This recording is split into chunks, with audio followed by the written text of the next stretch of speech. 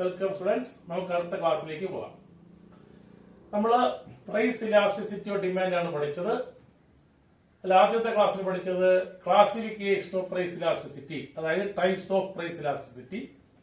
5 തരത്തിലുണ്ട് എന്ന് ഞാൻ പറഞ്ഞു.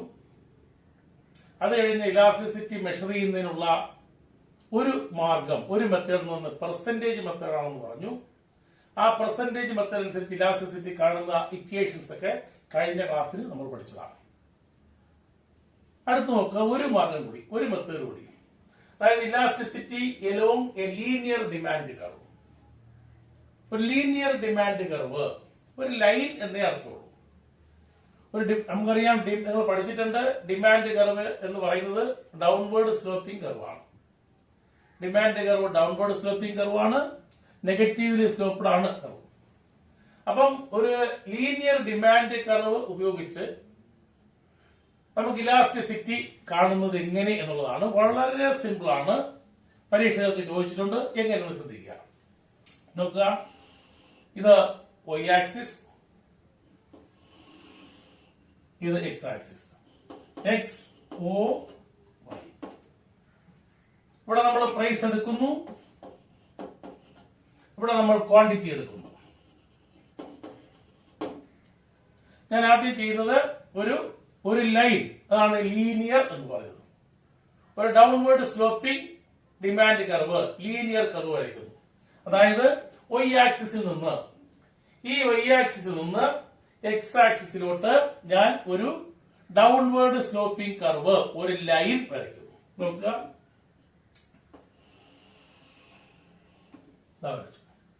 സിമ്പിൾ അല്ലേ വരയ്ക്കാൻ? പ്രയാസമുണ്ടോ? ഇല്ല. അപ്പൊ ഇത് തന്നെയാണ് ഡിമാൻഡ് കർവ് എന്ന് പറയുന്നത്. ഇത് നെഗറ്റീവ്ലി സ്ലോപ്ഡ് ആണ്, ഇത് ലെഫ്റ്റ് ടു റൈറ്റ് ആണ്, അല്ലെ? ഇടത്തു നിന്ന് വലത്തേക്ക് തിരിഞ്ഞു വരുന്ന ഒരു ഡിമാൻഡ് കർവാണ്. സാധാരണ നമ്മൾ ഡിമാൻഡ് കർവ് വരയ്ക്കുമ്പോൾ ഇങ്ങനെയാണ് വരയ്ക്കുന്നത്. ഇതാണ് ഡിമാൻഡ് കർവ് എന്ന് പറയുന്നത്. ഇത് ഡൗൺവേർഡ് സ്ലോപ്പിംഗ് കർവാണ്. It slopes from left to right ആണ്. ഇതിനെ നെഗറ്റീവ്ലി സ്ലോപ്ഡ്. ഇതൊക്കെ നമുക്ക് പരീക്ഷയ്ക്ക് ഷോർട്ട് ക്വസ്റ്റ്യനോ ട്രൂ ഓർ ഫാൾസിനോ ഒക്കെ ചോദിക്കുന്നവയാണ്. ഞാൻ ജസ്റ്റ് ഒന്ന് പറഞ്ഞു പോവുകയാണ്. ഒന്ന് എവിടെയെങ്കിലും ഒന്ന് നോട്ട് ചെയ്ത് വെച്ചോളണം. ഡിമാൻഡ് കർവ് ഡൗൺവേർഡ് സ്ലോപ്പ് ആണ്, നെഗറ്റീവ്ലി സ്ലോപ്ഡ് ആണ്, downward from left to right ആണ്. ഞാൻ ഈ ഡിമാൻഡ് കർവിനെ ഈ ഗ്രാഫില് y ആക്സിസിലും x ആക്സിസിലും ഒന്ന് മുട്ടിച്ചു വരച്ചു എന്നുള്ളതേ ഉള്ളൂ. ഇതാണ് ഡിമാൻഡ് കർവ്. ഇവിടെ ചെയ്യേണ്ടത്, ഇലാസ്റ്റിസിറ്റി മനസ്സിലാക്കാൻ ഇവിടെ ചെയ്യേണ്ടത് വേറെ ഒന്നുമല്ല. ഈ ലൈൻ, ഈ കർവിനെ 2 തുല്യ ഭാഗങ്ങളാക്കി മാറ്റുക. സപ്പോസ് ചെയ്യുന്നു, ഈ ഭാഗമാണെന്ന് എഴുതുന്നു. നമ്മൾ സ്കെയിലൊന്നും ഒന്നും വെച്ച് മെഷർ ചെയ്തില്ല, അല്ലാതെ നമ്മൾ നോക്കി അതിനെ മെഷർ ചെയ്തു. ഇത് മുതൽ ഇതുവരെയുള്ള ഡിസ്റ്റൻസും ഇത് മുതൽ ഇതുവരെയുള്ള ഡിസ്റ്റൻസും ഈക്വൽ എന്ന് കരുതുന്നു. ഇവിടെ നമ്മൾ ഇങ്ങനെ വരയ്ക്കുക. വരച്ചു. ഇവിടെ വേണമെങ്കിൽ ഇവിടെ പ്രൈസ് എന്നോ ക്വാണ്ടിറ്റി എന്നോ കൊടുക്കുന്നതിൽ തെറ്റൊന്നുമല്ല. അപ്പം ഈ പോയിന്റ് മുതൽ ഈ പോയിന്റ് വരെയുള്ള ഡിസ്റ്റൻസും ഈ പോയിന്റ് മുതൽ ഈ പോയിന്റ് വരെയുള്ള ഡിസ്റ്റൻസും സെയിം ആണ്. എന്ന് പറഞ്ഞാൽ ഈ പോർഷൻ കൊണ്ട് ഹരിച്ചാൽ എത്ര കിട്ടും? We divide this part into this part. തുല്യ 2 ഭാഗങ്ങളെ ഹരിച്ചാൽ കിട്ടുന്ന എത്ര? അതായത് നമ്മളിപ്പം 5/5 എത്ര കിട്ടും? 1. 0 അല്ല.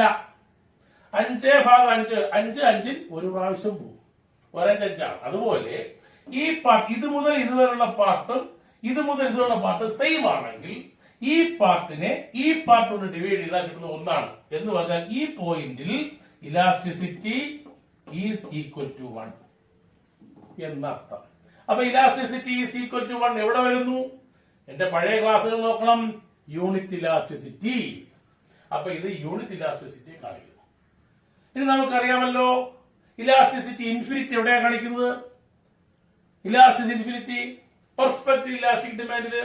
പെർഫെക്റ്റ്ലി ഇലാസ്റ്റിക് ഡിമാൻഡില് നമ്മളൊരു ഹൊറിസോണ്ടൽ സ്ട്രെയിറ്റ് ലൈൻ വരച്ചു. ഓർമ്മ കാണും. നോക്കുക, ഇങ്ങനെ ഒരു ലൈൻ നമ്മൾ വരച്ചത് ഡിമാൻഡ് കർവ്. ഞാൻ പറഞ്ഞു, ഇത് എവിടെയാ വരച്ചാൽ? ഇത് എവിടെയാ വരച്ചു തുടങ്ങിയത്? y ആക്സിസിൽ നിന്നാണ് വരച്ചത്.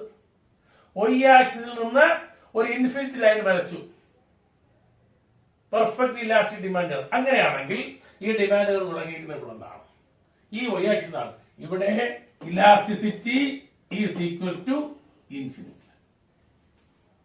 ഇനി നോക്കുക, പെർഫെക്റ്റ്ലി ഇൻഇലാസ്റ്റിക് ഡിമാൻഡ് ഓർമ്മയുണ്ടല്ലോ, രണ്ടാമത് പഠിച്ചത്. ആ പെർഫെക്റ്റ്ലി ഇൻഇലാസ്റ്റിക് ഡിമാൻഡില് ഞാൻ നിങ്ങൾക്ക് പറഞ്ഞത് ഇങ്ങനെയല്ലേ? നോക്കുക, ഇതാണ് ഡിമാൻഡ് കർവ്. ഇലാസ്റ്റിസിറ്റി 0 ആകുന്നത് എന്ന് പറഞ്ഞാൽ വില എത്ര മാറിയാലും ഡിമാൻഡ് മാറാതെ നിൽക്കുന്ന ഒരു അവസ്ഥ. കഴിഞ്ഞ ക്ലാസ്സുകളൊന്നും ശ്രദ്ധിച്ചവർക്ക് മനസ്സിലാകും. ഇവിടെ ഇങ്ങനെ വരച്ചു, എക്സ് ആക്സിലാണ് ഈ ഡിമാൻഡ് കർവ്. ഞാൻ എക്സ് ആക്സിലാണ് വരച്ചത്. ഇവിടെ ഇങ്ങനെ വരച്ചത്. അതെവിടെയാ? ഇവിടെ ഈ പോയിന്റ്. അപ്പൊ ഇവിടെ ഇലാസ്റ്റിസിറ്റി എത്ര? Elasticity is equal to 0. ഇപ്പൊ 3 പ്രൈസ് ഇലാസ്റ്റിസിറ്റി ആയി. ഇവിടെ ഇലാസ്റ്റിസിറ്റി ഈസ് ഈക്വൽ ടു 1. കാരണം എന്താ? ഇത് 2 ഈക്വൽ പോർഷൻ ആയിട്ട് ഡിവൈഡ് ചെയ്തു. ഈ ഡിമാൻഡ് കർവിനെ, ഈ സ്ട്രെയിറ്റ് ലൈനിനെ 2 തുല്യ ഭാഗങ്ങളായിട്ട് നമ്മൾ ഡിവൈഡ് ചെയ്ത് വെച്ചു. We divide this portion into this portion. ഈ പോർഷനെ ഈ പോർഷൻ കൊണ്ട് നമ്മൾ ഡിവൈഡ് ചെയ്യുന്നു. 2 തുല്യ സംഖ്യകളെ ഡിവൈഡ് ചെയ്താൽ ആൻസർ 1 ആയിരിക്കും. ഇവിടെ നമുക്ക് ഈ പോർഷനെ ഈ പോർഷൻ ഡിവൈഡ് ചെയ്യുമ്പോൾ ഇവിടെ 1 കിട്ടും. ഇവിടെ ഇലാസ്റ്റിസിറ്റി ഈസ് 1. ഇവിടെ നമുക്ക് നമ്മൾ y ആക്സിൽ നിന്നാണ് പെർഫെക്റ്റ് ഇലാസ്റ്റിക് ഡിമാൻഡ് വരച്ചത്. അവിടെ ഇലാസ്റ്റിസിറ്റി ഇൻഫിനിറ്റ് ആയിരുന്നു. പെർഫെക്റ്റ് ഇൻഇലാസ്റ്റിക് ഡിമാൻഡ് ഇവിടെ നിന്ന് വരച്ചു, ഇവിടെ നിന്ന് വരച്ചു, ഇതാ കിടപ്പുണ്ട്. അവിടെ ഇലാസ്റ്റിസിറ്റി 0 ആണ്. ഇനി ഇത് ഇലാസ്റ്റിസിറ്റി ഈസ് ഗ്രേറ്റർ ദാൻ 1. ഇതോ ഇലാസ്റ്റിസിറ്റി ഈസ് ലെസ് ദാൻ 1. അതെങ്ങനെ അറിയാം നമുക്ക്? അതായത് നോക്കുക,